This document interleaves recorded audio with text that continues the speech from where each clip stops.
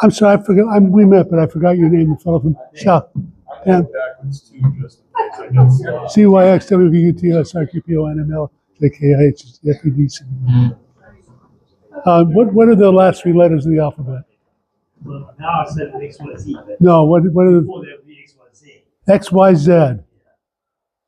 The United States of America is the only English-speaking country, almost, that sees Z as the last letter of the alphabet.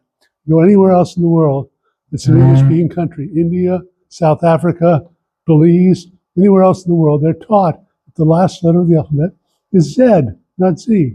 And that's not a phonetic. The phonetic is still Zulu. That's the name of the letter. The name of the last letter in the alphabet is Z. You go to anywhere else in the world. Well, I've been a ham for a number of years, since I was 13 years old. When I was a boy, when you get on the amateur bands, you'd hear almost everybody say Z.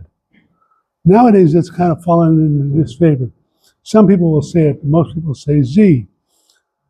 I'm going to argue that it's good for us to try to return back to using Z as the last letter of the alphabet. And there's a reason for that. Call signs are designed for identification. We have a call sign so we can identify who we are to everybody else who's listening. Anything we can do to improve our powers of communication and identification are going to be an improvement on ham radio. If I say my call sign is K6MHZ, somebody's going to hear that and think he said K6MHC or MHS or something like that, MHT or something else.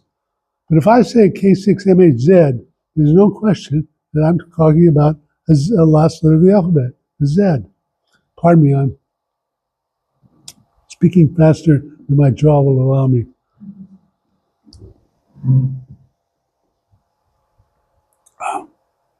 So what I'm going to argue is I want you to start listening on the amateur bands, especially on the HF bands that have a worldwide range. Not so much on 2 meters, because you're only talking to people who are local, who are in the United States anyhow. So they'll understand it when you say Z and not Z. But if you're talking to a fellow in South Africa or England or Canada, and you say Z, you're not making your communication easier, you're confusing things. So my argument is, I think we should all try to return to the use of the letter Z as the last letter of the alphabet in amateur communications. The one place where I hear it, there's a website out there called QRZ, and most of us say QRZ when we want to use that Q sign. But that's the one place I know that we still use Z and not Z. My argument is we ought to use it in all of our communications. I'm done.